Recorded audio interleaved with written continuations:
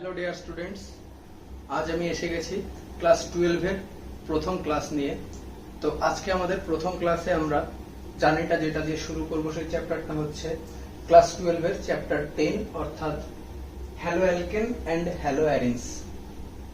তো লেকচার 1 এ আমরা যে জায়গাটা থেকে শুরু করব সেটা হচ্ছে ক্লাসিফিকেশন অফ হ্যালো অ্যালকেনস। তো আমরা হ্যালো অ্যালকেনসকে মেইনলি যে দুটো ভিত্তিতে ক্লাসিফাই করতে পারি সেই দুটো ভিত্তি হলো অণুতে হ্যালোজেনের সংখ্যার ভিত্তিতে এবং কার্বনের সঙ্গে হ্যালোজেনের বন্ধনের ভিত্তিতে। তো অণুতে সংখ্যার ভিত্তিতে বলতে যেটা বোঝানো হচ্ছে যে একটা মলিকুলের মধ্যে কার্বন আছে, হাইড্রোজেন আছে বা অক্সিজেন আছে, অর্গানিক মলিকুলের মধ্যে যা কিছু থাকা সম্ভব। তো সেগুলোর মধ্যে একটা কার্বনের রেসপেক্টে সেটার সঙ্গে ঠিক কতগুলো হ্যালোজেন বন্ডেড আছে সেটার ভিত্তিতে। তো একই কার্বনের সাথে যদি একটা মাত্র হ্যালোজেন বন্ডেড থাকে তাহলে তাদেরকে আমরা বলবো মনোহ্যালাইড। ঠিক একইভাবে যদি দুটো হ্যালোজেন থাকে তাহলে বলবো ডাইহ্যালাইড, ট্রাইহ্যালাইড এবং টেট্রাহ্যালাইড। একটা কার্বনের যোজ্যতা 4, তো টেট্রাহ্যালাইডের বেশি হওয়া এক্ষেত্রে সম্ভব নয়, তাই টেট্রাহ্যালাইড অবধি হওয়া সম্ভব। এবার সেকেন্ড ক্লাসিফিকেশন অর্থাৎ কার্বন এবং হ্যালোজেনের বন্ধনের ভিত্তিতে বন্ধনের প্রকৃতিটা যে ধরনের হবে সেই অনুযায়ী আমরা কয়েকটা ভাগ এখানে দেখে নেব। তো সবার প্রথমে যেটা দেখছি সেটা হচ্ছে কার্বনটা হবে sp3 কার্বন এবং তার সাথে হ্যালোজেনটা বন্ডেড থাকবে। sp3 কার্বনের সঙ্গে হ্যালোজেন বন্ডেড আছে, এরকম ক্ষেত্রে আবার আমরা তিন ধরনের অ্যালকাইল হ্যালাইড দেখতে পাবো। যেমন প্রথমত বলা হচ্ছে অ্যালকাইল হ্যালাইড। তো এই অ্যালকাইল হ্যালাইডটার ক্ষেত্রে জেনারেলি দেখতে কেমন হয়, এটা নরমালি ধরো CH3X, এক্সটা যে কোনো হ্যালোজেন হতে পারে। এবারে এই কার্বনটার হাইব্রিডাইজেশন অবশ্যই sp3 বোঝা যাচ্ছে। তো ঠিক একইভাবে যদি আমরা সেকেন্ডটার ক্ষেত্রে আসি সেটাকে আমরা বলছি অ্যালাইল হ্যালাইড। তো জেনারেলি অ্যালাইল কেন বলা হলো, এর আগেরটাকে বলা হলো অ্যালকাইল, এটাকে বলা হলো অ্যালাইল। কেন অ্যালাইল? অ্যালাইল বলতে সাধারণত এই গ্রুপটাকে বোঝানো হয় যেখানে একটা কার্বন তার পাশের কার্বনের সঙ্গে কনজুগেশনে থাকছে। এই পজিশনটাকে বলা হয় অ্যালাইল পজিশন এবং সেই অ্যালাইলের সঙ্গে একটা হ্যালোজেন যুক্ত আছে, তাই এটাকে বলা হচ্ছে অ্যালাইল হ্যালাইড। তো তারপর যেটা পাচ্ছি আমরা সেটাকে আমরা বলবো বেনজাইলিক হ্যালাইড। বেনজাইলিক হ্যালাইড বলতে আমরা সাধারণত বুঝবো যে একটা ফিনাইল রিং থাকবে, তার সাথে একটা sp3 কার্বন থাকবে, সেই sp3 কার্বনের সঙ্গে বন্ডেড থাকবে একটা হ্যালোজেন। তো এক্ষেত্রে ঠিক একইভাবে এটা আছে sp3, এটা আছে আমাদের ফিনাইল রিং, এটা আছে যে কোনো হ্যালোজেন হতে পারে, ক্লোরিন, আয়োডিন, ব্রোমিন, ফ্লোরিন। তো জেনারেলি আমাদের রিঅ্যাকশনের ক্ষেত্রে ফ্লোরিনটা খুব কমই আমরা দেখব, সবসময় আমরা ক্লোরিন, ব্রোমিন, আয়োডিন এই তিনটেকেই বেশি দেখব। এবারে আসি আমরা সেকেন্ড টাইপ, অর্থাৎ কার্বনটা হবে sp2 এবং বন্ডেড থাকবে একটা হ্যালোজেনের সঙ্গে। তো এই যে পজিশনটা অর্থাৎ ডাবল বন্ডেড কার্বন, সেটা একই সাথে আবার একটা হ্যালোজেনের সাথে বন্ডেড। এই স্ট্রাকচারটাকে বলা হয় ভিনাইলিক পজিশন এবং ভিনাইলিক কার্বনের সঙ্গে যেহেতু হ্যালোজেনটা আছে তাই এটাকে আমরা বলবো ভিনাইল হ্যালাইড। ঠিক একইভাবে second type aryl halide. Aryl halide বলতে আমরা সাধারণত বুঝবো যে একটা ফিনাইল রিং হোক বা যে কোনো অ্যারোম্যাটিক রিং, অ্যারোম্যাটিক কি বা অ্যান্টি অ্যারোম্যাটিক কি এগুলো এর আগে কিছুটা পড়েছো বা যদি পরবর্তীতে প্রয়োজন হয় জানাতে পারো, তখন আরেকবার আমি বলে দেওয়ার চেষ্টা করব। তো অ্যারোম্যাটিক রিং এর সঙ্গে যদি কোনো হ্যালোজেন থাকে তো সেটাকে বলা হবে অ্যারাইল হ্যালাইড। এবারে এই দুটো দেখে মনে হতে পারে কনফিউজিং, তো এদের দুটো প্রকৃতি সম্পূর্ণ আলাদা এবং এদের রিঅ্যাকশনের ক্ষেত্রে বিস্তর পার্থক্য দেখা যায়, যেটা আমরা পরে আলোচনা করব। একটাকে বলছি বেনজাইলিক হ্যালাইড, একটাকে বলছি অ্যারাইল হ্যালাইড। মেইন পার্থক্যটা হচ্ছে এখানে কোনো sp sp3 কার্বনটা নেই, এখানে sp3 কার্বনটা আছে। এখানে ডিরেক্টলি অ্যারোমেটিক রিং এর সঙ্গে হ্যালাইডটা যুক্ত, এখানে একটা sp3 এর সঙ্গে হ্যালাইডটা যুক্ত। এটা হলো মেন পার্থক্য। তো রিঅ্যাকশন মেকানিজমে যে এফেক্টটা সেটা আমরা পরে আলোচনা করব। এবং লাস্ট ক্লাসিফিকেশন যেটা, সেটা হচ্ছে কার্বন যেটা কিনা sp হাইব্রিডাইজড, সেটার সঙ্গে হ্যালোজেনের বন্ড। এটা জেনারেলি আমাদের খুব একটা কাজে আসবে না, জাস্ট এক্সাম্পল হিসেবে দেখে রাখতে পারো। কার্বন কার্বন ট্রিপল বন্ড, অর্থাৎ এটা তার মানে sp হাইব্রিডাইজড আর সেটার সঙ্গেই একটা হ্যালোজেন আছে, তাই এটাকে বলা হচ্ছে sp কার্বনের সঙ্গে একটা হ্যালাইডের বন্ড। তো ক্লাসিফিকেশনটা মোটামুটি এই পর্যন্তই বোঝা গেল। যদি কোনো অসুবিধা থেকে থাকে তাহলে অবশ্যই কমেন্ট বক্সে জানাবে, অথবা আমার টেলিগ্রামের চ্যানেলের লিংকটা ভিডিও ডেসক্রিপশনে দেওয়া থাকবে, অবশ্যই সেখানে জয়েন করে আমাকে জানাতে পারো। এরপর আমরা যেটা শুরু করব সেটা হচ্ছে প্রিপারেশন অফ হ্যালো অ্যালকেন। তো কিছু আইইউপিএসসি নাম এক্ষেত্রে আমাদের প্রয়োজন পড়বে, সেটা হয়তো ম্যাক্সিমামটাই আমরা সাধারণত ক্লাস 11-এ পড়ে থাকি। তো আমি যখন ক্লাস 11-এর জন্য ভিডিওগুলো আপলোড করব সেখানে ওটা তোমরা পেয়ে যাবে, আর এর মাঝে মাঝে যেটুকু যা প্রয়োজন সেটা অবশ্যই বলে দেওয়া হবে। তো আমরা এবারে দেখে নেব preparation of hello alkane. Hello alkane কিভাবে প্রস্তুত করব। হ্যালো অ্যালকেন আমরা সাধারণত অ্যালকোহল থেকে প্রস্তুত করতে পারি, from alcohol.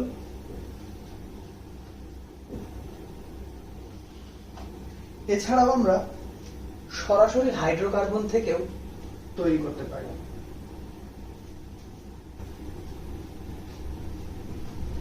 From hydrocarbons, from hydrocarbons.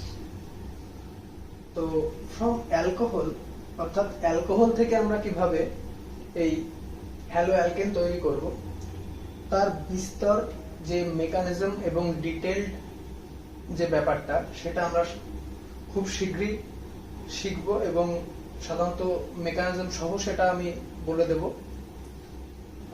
এখানে খুব শর্টে আমি বিষয়টাকে দেখানোর চেষ্টা করছি।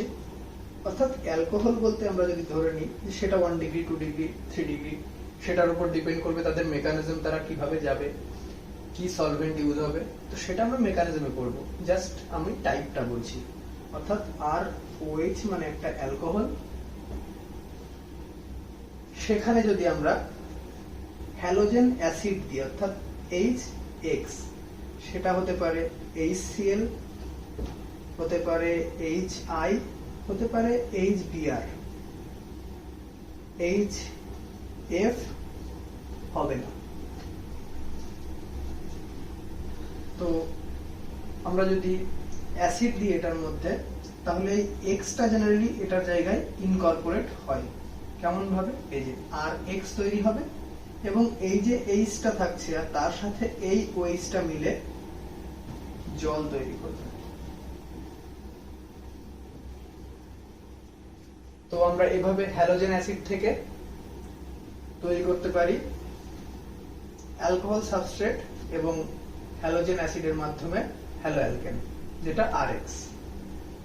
ঠিক একইভাবে আমরা এটাকে ফসফরাসের হ্যালাইড থেকেও পেতে পারি। ফসফরাসের হ্যালাইড বলতে আমরা যদি একটা এই সেম অ্যালকোহলটাকেই রাখি, অর্থাৎ ROH রাখা হলো, সেটার মধ্যে দেওয়া হলো PCl5, তাহলে আমরা সেক্ষেত্রে কি পাবো? PCl5 দিলেও সেক্ষেত্রে আমরা পাবো RCl plus POCl3 plus HCl। আমাদের মূল উদ্দেশ্য হচ্ছে এটা পাওয়া, অর্থাৎ RX, X এখানে অবশ্যই ক্লোরিন। ঠিক একইভাবে আমরা আরো একটা মাধ্যমে এই অ্যালকোহল থেকে হ্যালো অ্যালকেন পেতে পারি। তো সেটা হচ্ছে থায়োনিল ক্লোরাইডের মাধ্যমে। অর্থাৎ আমরা যদি এক্ষেত্রে আরেকবার দেখাই ROH এবং তার মধ্যে থায়োনিল ক্লোরাইড, অর্থাৎ সেটা সংকেত হচ্ছে SOCl2, সেটা দিয়ে যদি রিঅ্যাক্ট করাই তাহলে আমরা পাবো আর X plus SO2 gas plus HCl। এখানেও আমাদের মুখ্য প্রোডাক্ট হবে এটা। তো আমরা অ্যালকোহল থেকে কিভাবে হ্যালো অ্যালকেন পাবো সেটা দেখে নিলাম।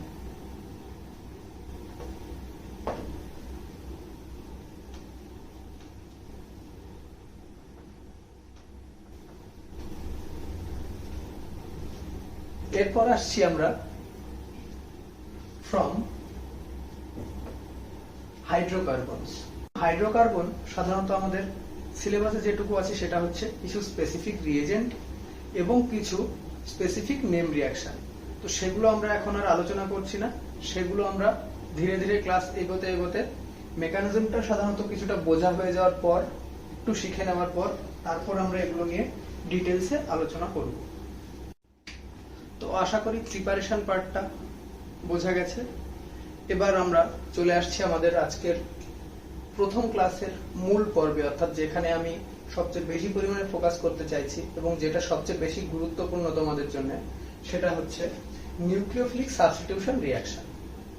তো নিউক্লিওফিলিক সাবস্টিটিউশন রিঅ্যাকশনটা শুরু করার আগে আমি এ সম্বন্ধে কিছু বলে নিতে চাই। এটা কতগুলো টাইপ হতে পারে। Type 1 SN1, type 2 SN2, type 3 তে আমরা পাবো SNI, টাইপ 4 আরেকটা যেটা হয় সেটাকে বলা হয় SNNGP। তো সাধারণত এই দুটো মেকানিজম তোমাদের সিলেবাসে নেই। এখানে আমরা যেটা ডিটেলসে পড়াবো সেটা হচ্ছে শুধুমাত্র SN1 মেকানিজম এবং SN2 মেকানিজম। তো SN1 SN2 মেকানিজম শুরু করার আগে আমরা কিছু টার্মিনোলজি সম্বন্ধে জানব। টার্মিনোলজি হচ্ছে, প্রথমে ধরো আমরা বলছি নিউক্লিওফিলিক সাবস্টিটিউশন রিঅ্যাকশন। তো নিউক্লিওফিলিক মানেটা কি? নিউক্লিও মানে কি? যে এটা নিউক্লিয়াসের উদ্দেশ্যে কিছু বলা হচ্ছে, রাইট? তো নিউক্লিয়াসের চার্জটা সাধারণত কি ধরনের হয়? পজিটিভলি চার্জ হয়, রাইট? আর ফাইল মানেটা কি? ফাইল মানে যেটা পছন্দ, অর্থাৎ নিউক্লিওফিলিক তার মানে কি? যার এই পজিটিভলি চার্জকে পছন্দ। তো পজিটিভলি চার্জ কে পছন্দ করবে? যে নিজে খানিকটা নেগেটিভলি চার্জ, সে তার বিপরীত আধানকে পছন্দ করবে, অর্থাৎ নেগেটিভলি চার্জ একটা পজিটিভলি চার্জকে পছন্দ করবে, সেটাই স্বাভাবিক। তো নিউক্লিওফিলিক কথাটার মাধ্যমে বোঝানোর চেষ্টা করা হচ্ছে যে যে অ্যাটাকিং সাবস্টেন্সটা থাকবে সে হবে তড়িৎ ঋণাত্মক ধরনের, বা তার চার্জ হবে খানিকটা, বা তার আধানটা হবে খানিকটা নেগেটিভ, হয় পার্শিয়ালি নেগেটিভ অর্থাৎ ডেল্টা মাইনাস, অথবা পিওর নেগেটিভ বা শুধু মাইনাস। আর আমাদের যে সাবস্ট্রেটটা আমরা রিঅ্যাকশনের ক্ষেত্রে ব্যবহার করব সেটা কখনো কখনো হতে পারে পিওরলি পজিটিভ, কখনো কখনো হতে পারে পার্শিয়ালি পজিটিভ বা ডেল্টা পজিটিভ। এটা হলো ফার্স্ট টার্মিনোলজি। সেকেন্ড টার্মিনোলজি সম্বন্ধে আমরা যেটা বলবো সেটা হচ্ছে তাহলে নিউক্লিওফাইল কি সেটা বোঝা গেল, নিউক্লিওফিলিক কি সেটা বোঝা গেল। এই আমাদের SN1 SN2 মেকানিজমের ক্ষেত্রে একটা বিশেষ টার্ম আমরা বারবার করে পাবো, সেটা হচ্ছে লিভিং গ্রুপ, অর্থাৎ যে গ্রুপটা সাবস্ট্রেট থেকে বেরিয়ে যাবে বারবার, সেরকম গ্রুপ। লিভিং গ্রুপ সাধারণত কি? ধরো আর এক্স আছে, এক্ষেত্রে এই এক্সটা যদি আর থেকে ভেঙে বেরিয়ে যায় এবং ধরো কথার কথা আর প্লাস তৈরি করছে, তো তারপর মিডিয়ামে যে কোনো একটা কিছু থাকলো, সেটা নিজে নেগেটিভলি চার্জ, সে পজিটিভলি চার্জের কাছে এলো এবং আর এনইউ বলতে আমরা যেটা বুঝিয়েছি সেটা চলে আসবে। সেটা হতে পারে ওএইচ বা যে কোনো কিছু NH2 বা সামথিং যার নেগেটিভলি চার্জ আছে বা পার্শিয়ালি নেগেটিভ। তো এক্ষেত্রে লিভিং গ্রুপ আমরা যেটা এক্স কে বলছি, সে নিজে যখন বের হচ্ছে একটা প্লাস চার্জ রেখে যাচ্ছে, মানে কি? যে এটার যে ইলেকট্রন পেয়ারটা ছিল এই বন্ডিং এর মধ্যে, সেই ইলেকট্রন পেয়ারটা সহ এ এক্স কে দিয়েছে এবং এক্স টা বেরিয়ে গেছে। তাহলে এ নিজের ইলেকট্রন পেয়ারটাকে দিচ্ছে বলেই এটা প্লাস হচ্ছে, রাইট? তো যেটা বেরিয়ে যাচ্ছে লিভিং গ্রুপ, তার মানে সে নেগেটিভলি বেরোচ্ছে। তো যেটা লিভিং গ্রুপ বেরিয়ে যাচ্ছে সেটাও কিন্তু একটা নিউক্লিওফাইল হতে পারে পরবর্তী রিঅ্যাকশনের ক্ষেত্রে, বিকজ তার কাছে নেগেটিভ আছে, এবং যেটা আমাদের নিউক্লিওফাইল হয়ে আসবে সেও নেগেটিভ। তো জেনারেলি যে আসছে মিডিয়ামে তাকে আমরা বলে থাকি অ্যাটাকিং নিউক্লিওফাইল, এবং যে লিভিং গ্রুপটা বেরিয়ে যাচ্ছে সেটাকে আমরা বলে থাকি লিভিং নিউক্লিওফাইল। তো এবারে আমরা শুরু করব SN2 মেকানিজম। চলো দেখে নেওয়া যাক। SN2 মেকানিজমের ক্ষেত্রে আমরা যদি একটা সাবস্ট্রেট ধরে নিই, ধরো সাবস্ট্রেটটা হচ্ছে সিম্পল এইরকম, তাহলে এই কার্বনটা কত ডিগ্রি? সিম্পল একটা মিথাইল গ্রুপ আছে আর একটা হ্যালাইড আছে। তো এই কার্বনটাকে বলা হয় মিথাইল কার্বন, বা অনেক সময় 0 ডিগ্রি কার্বনও বলা হয়ে থাকে।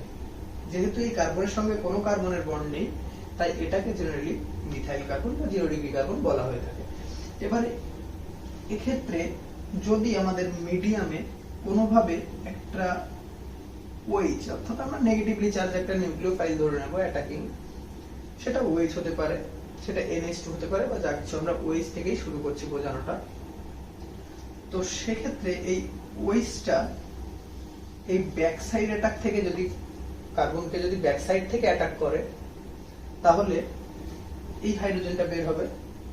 তো এই যে OH-এর এখানে অ্যাটাক করা এবং এই যে এখান থেকে হ্যালাইডটা বেরিয়ে যাওয়া, এর মধ্যবর্তী একটা অবস্থা থাকে, সেটাকে আমরা বলবো ট্রানজিশন স্টেট।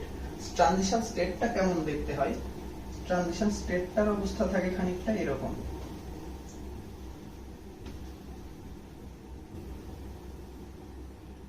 অর্থাৎ এই দিক থেকে OH-টা যেমনি ঢুকছে, অর্থাৎ বন্ডটা তৈরি হচ্ছে ধীরে ধীরে, তাই ডটেড লাইন। ঠিক একইভাবে আগে যে X ছিল সেই X-টা বেরিয়ে যাচ্ছে, সেটা ভাঙছে, তাই ডটেড লাইন। অর্থাৎ দুটো বন্ডের কোনোটাই অ্যাকচুয়াল বন্ড নয়, একটা তৈরি হচ্ছে, একটা ভাঙছে। অর্থাৎ এ অ্যাটাক করছে, এ বেরিয়ে যাচ্ছে, তার মধ্যবর্তী একটা অবস্থা, যেটাকে আমরা বলে থাকি ট্রানজিশন স্টেট, সেটাকে এইভাবে বোঝানো হয়। তো ট্রানজিশন স্টেটের পরেই আমরা ফাইনাল প্রোডাক্টটা পাই। সেই প্রোডাক্টটা কেমন? প্রোডাক্টটা হচ্ছে ঠিক এরকম।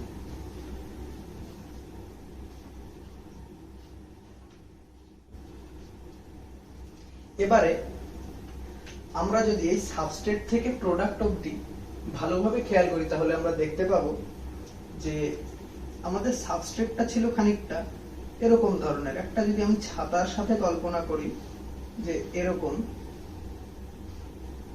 এরকম ধরনের একটা ছিল, এই যে, রাইট?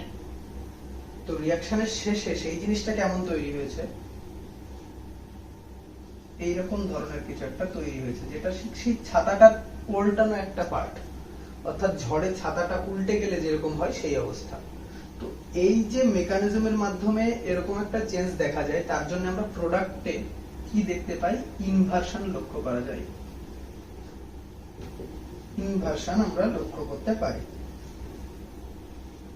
তো এক্ষেত্রে অনেক ধরনের প্রশ্ন হতে পারে যে কেন OH-টা ব্যাক সাইড থেকে অ্যাটাক করলো, রাইট? তো OH-টা কেন ব্যাক সাইড থেকে অ্যাটাক করলো, তার কারণ হচ্ছে যেহেতু এটা 0 ডিগ্রি একটা কার্বন, তাই এটার ব্যাকের সাইডটা, অর্থাৎ এটা তো জেনারেলি sp3 কার্বন, sp3 কার্বনটা দেখতে কেমন হয়? sp3 কার্বনটা এইভাবে বন্ডেড থাকে, আমরা জানি প্রত্যেকটা 109 ডিগ্রি করে বন্ড অ্যাঙ্গেল থাকে। তো আমরা যদি এটাকে X এর সাথে কল্পনা করি আর এগুলোকে যদি হাইড্রোজেন ভাবি, তাহলে তলার যে সাইডটা, এই সাইডটাতে স্টেরিক রিপালশন বা স্টেরিক ক্রাউডিংটা অনেক কম, তাই এটা খুব সহজেই ব্যাক সাইড থেকে OH-টা এখানে ঢুকতে পারে। ক্লিয়ার? তো কেন ব্যাক সাইড অ্যাটাক হয় সেটা ক্লিয়ার। এবার আমরা যদি বলি যে কেন এটাকে SN2 বলা হলো, নামের তাৎপর্যটা SN2 কেন, তাহলে আমরা এটাকে এইভাবে ভাবতে পারি যে এই রিঅ্যাকশনের ওভারঅল অর্ডারটা হচ্ছে 2, ঠিক আছে, অর্ডারটা হচ্ছে 2।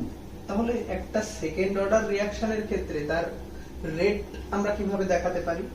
রেটটা আমরা এইভাবে দেখাই যে R is equals to K into concentration of something আর তারপরে concentration of something to the power 1 এই 1 plus 1 is equal to 2, অর্থাৎ এই যে K into concentration of, আমরা যদি বলি এক্ষেত্রে সাবস্ট্রেট অর্থাৎ CH3X into concentration of OH minus অর্থাৎ আমাদের নিউক্লিওফাইল বোথ পাওয়ারে 1 আছে, তাহলে সেই 1 plus 1 is equals to 2, so order is equals to 2।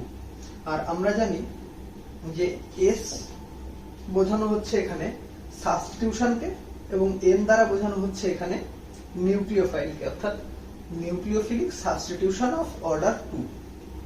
Clear? কেন SN2? এবার এক্ষেত্রে আমরা যে লিভিং গ্রুপের কথাটা বলেছিলাম, সেই লিভিং গ্রুপটা ভালো নাকি মন্দ, বা লিভিং গ্রুপটা কোন ক্ষেত্রে তাড়াতাড়ি ভাঙবে বা কোনটা স্লোলি ভাঙবে, সেটা আমরা কিভাবে বুঝবো? এই CX বন্ডটা যত দুর্বল হবে তত তো আমার রিঅ্যাকশনটা ফাস্ট হবে।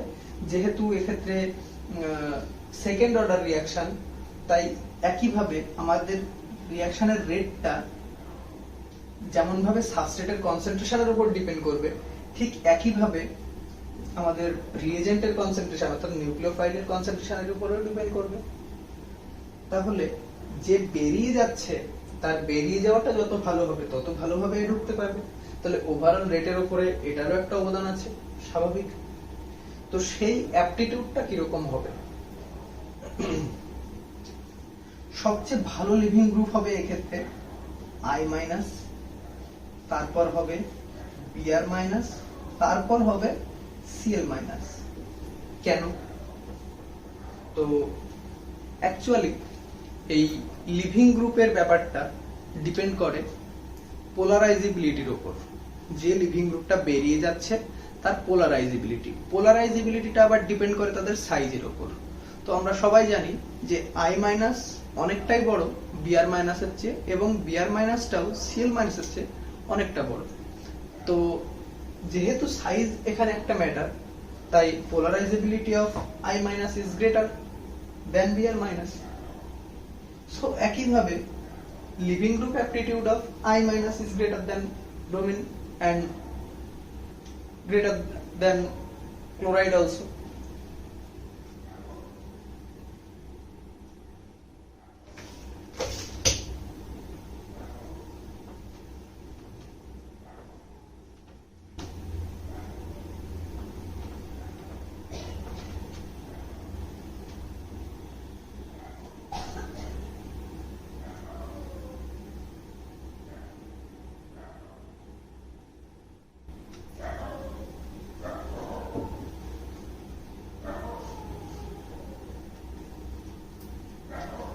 তো এবারে আমরা দেখব কিছু গুরুত্বপূর্ণ পয়েন্টস যেগুলো আমাদেরকে SN2 মেকানিজমটা বুঝতে কাজে আসে। প্রথমত, অ্যাটাকটা কিরকম হয় SN2 এর ক্ষেত্রে? আমরা বারবার বলেছি অ্যাটাকটা হয় ব্যাক সাইড নিউক্লিওফিলিক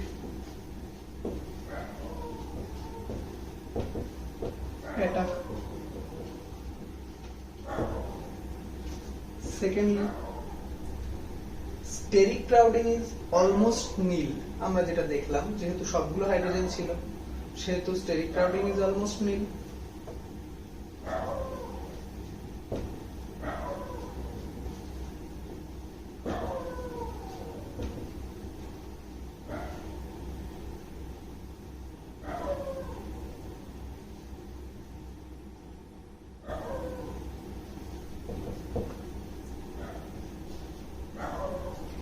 এরপর আমরা যেটা দেখেছিলাম সেটা হচ্ছে ইনভার্সন অফ কনফিগারেশন, অর্থাৎ সোজা ছাতাটা উল্টে যাচ্ছিল।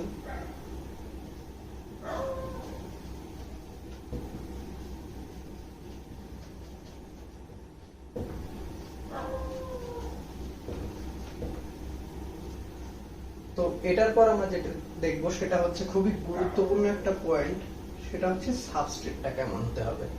সাবস্ট্রেটটা জেনারেলি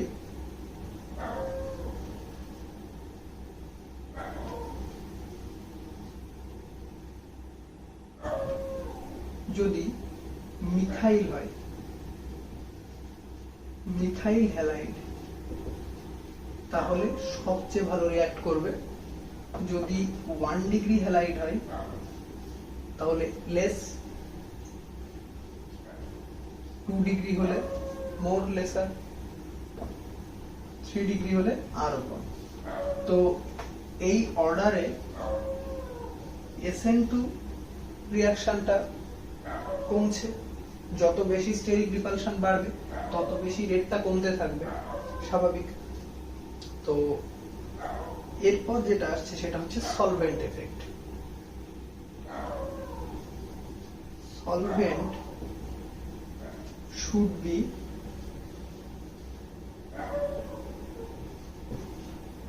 পোলার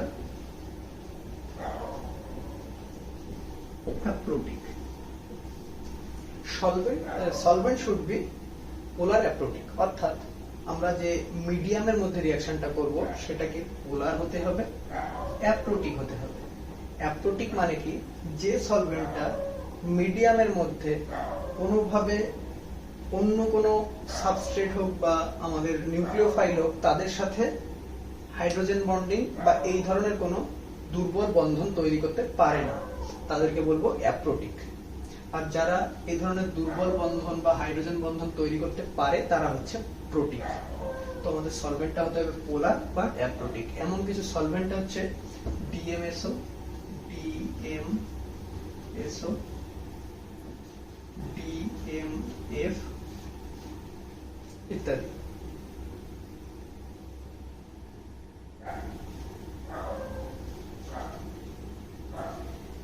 এরপর আমাদের নিউক্লিওফাইলটা অবশ্যই স্ট্রং হতে হবে, যেহেতু সেকেন্ড অর্ডার রিঅ্যাকশন। তো রেটটা বোথ সাবস্ট্রেট এন্ড নিউক্লিওফাইল দুজনের উপরে ডিপেন্ড করে। তো নিউক্লিওফাইলটা হতে হবে গুড।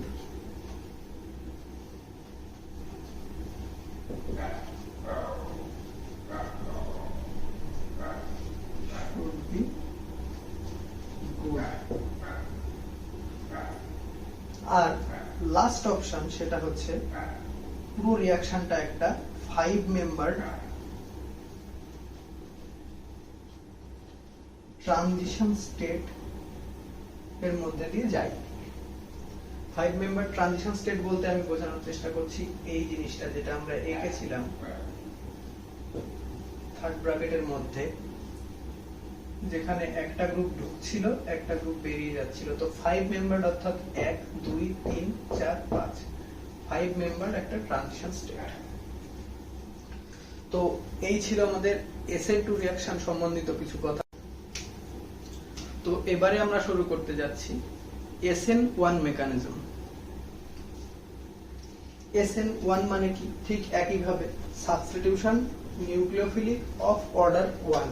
সেটা কিভাবে হচ্ছে আমরা একটা এক্সাম্পল দেখানোর পর বলছি। সাধারণত এক্ষেত্রে যে সাবস্ট্রেটটা ইউজ করা হবে সেটা থাকবে খানিকটা এরকম, অর্থাৎ আগের বারের তুলনায় বেশ খানিকটা ডিফারেন্স আছে। কি আছে, আগের বার এখানটায় সবগুলো হাইড্রোজেন ছিল, অর্থাৎ স্টেরিক রিপালশন ছিল না বললেই চলে। কিন্তু এবারে এক্ষেত্রে প্রত্যেক কটা মিথাইল আছে, অর্থাৎ কার্বনটা এক্ষেত্রে কি 3 ডিগ্রি কার্বন। এবং আমরা খুব ভালোভাবেই জানি যে 3 ডিগ্রি কার্বনটা খুব স্টেবল। তো সেক্ষেত্রে রিঅ্যাকশন মিডিয়ামে কি হয়, যে এই হ্যালাইডটা লিভিং গ্রুপ হিসাবে বেরিয়ে যাবে এবং স্টেপটা হবে স্লো, এবং এটাই হবে RDS বা রেট ডিটারমাইনিং স্টেপ, যে কারণে এটাকে আমরা বলছি ফার্স্ট অর্ডার রিঅ্যাকশন। তো সেক্ষেত্রে একটা কার্বোক্যাটায়ন ফরমেশন হবে। কার্বোক্যাটায়নটা কেমন দেখতে হয়, কার্বোক্যাটায়নটা হয় sp2 হাইব্রিডাইজড, সেটা আমরা জানি। আর sp2 হাইব্রিডাইজড মানে সেটা অবশ্যই প্ল্যানার হয়। বন্ড অ্যাঙ্গেল গুলো থাকে সব 120 ডিগ্রি করে।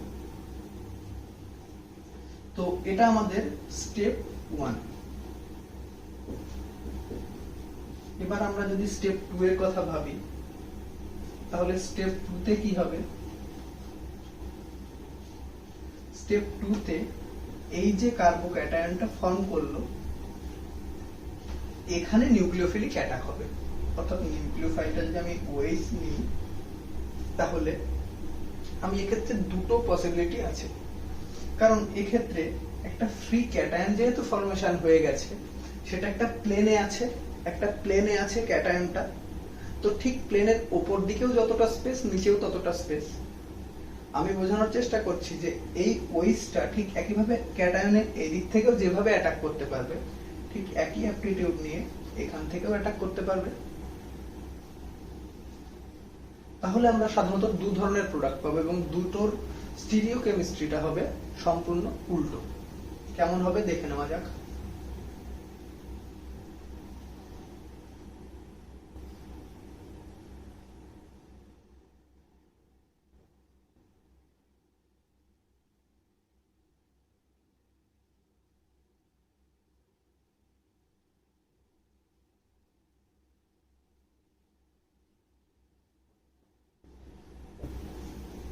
অর্থাৎ আমরা দেখতে পাচ্ছি যে একটা ক্ষেত্রে প্রোডাক্টটা আর রিঅ্যাকট্যান্টটা ঠিক একই ধরনের আছে, অর্থাৎ সেই ছাতাটার মতোই আছে। আর আরেকটা প্রোডাক্টের ক্ষেত্রে ঠিক উল্টে গেছে, অর্থাৎ একই সাথে আমরা রিটেনশনও পাচ্ছি, একই সাথে ইনভার্সনও পাচ্ছি।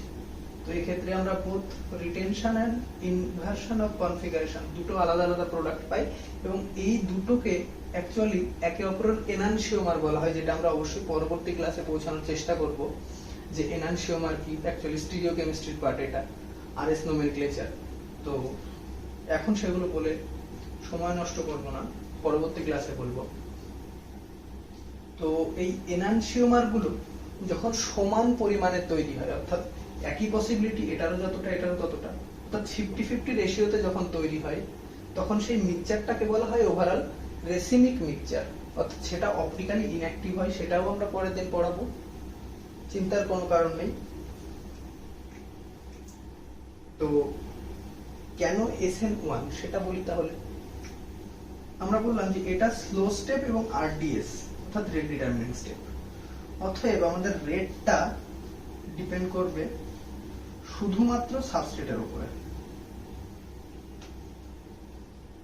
সাবস্ট্রেট কনসেন্ট্রেশন এবং পাওয়ার 1। তার জন্য এটা হচ্ছে nucleophilic substitution of order 1 by SN1। Okay,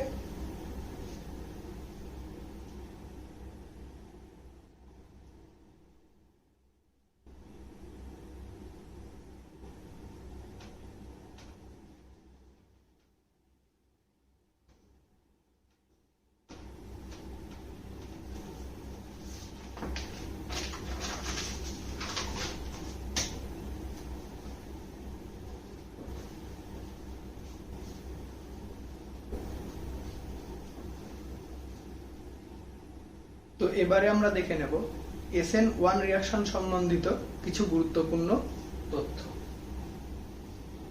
SN1 reaction, এক্ষেত্রে আমরা কি দেখলাম? Both side nucleophilic attack. তারপর কি দেখলাম? Steric crowding very high.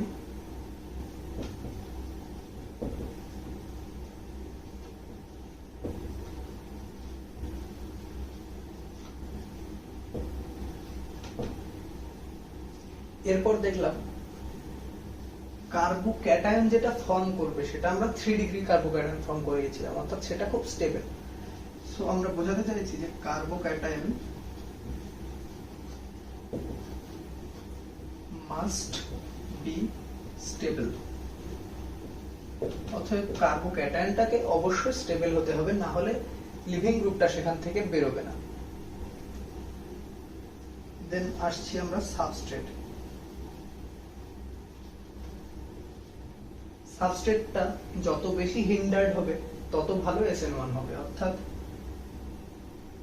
3 degree greater 2 degree 1 degree. এরপর আমরা একটা গুরুত্বপূর্ণ পয়েন্ট দেখবো, সেটা হচ্ছে রেসিমিক মিক্সচার আমরা পাচ্ছি, অর্থাৎ যেটা বললাম পেয়ার অফ এনানসিওমার 50-50 মিক্সচার, সেটাকে আমরা বলি রেসিমিক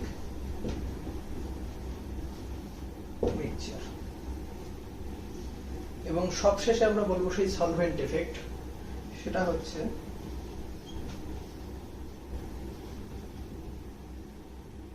পোলার প্রোটিক।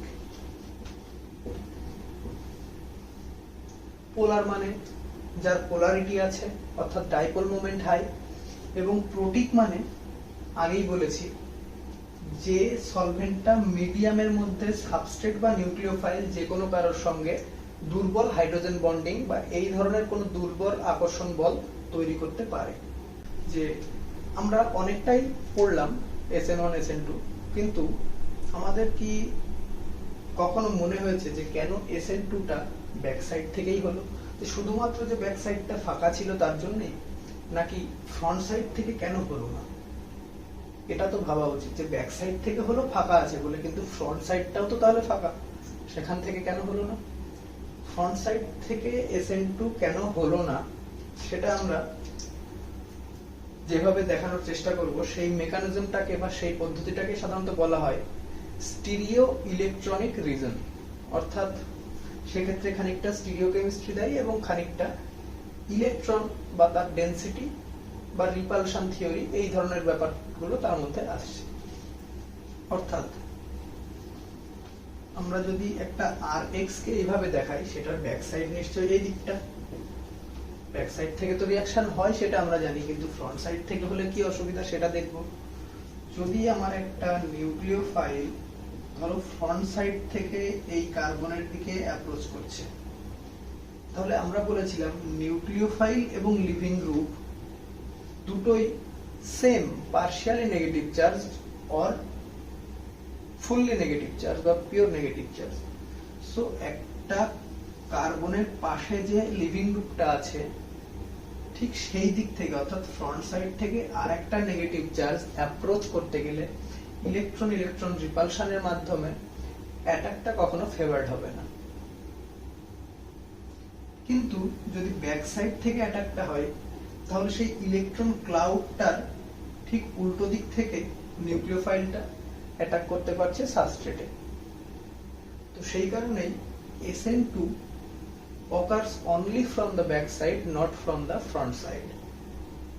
এই এফেক্টটাকে বলা হয় স্টিরিও ইলেকট্রনিক এফেক্ট।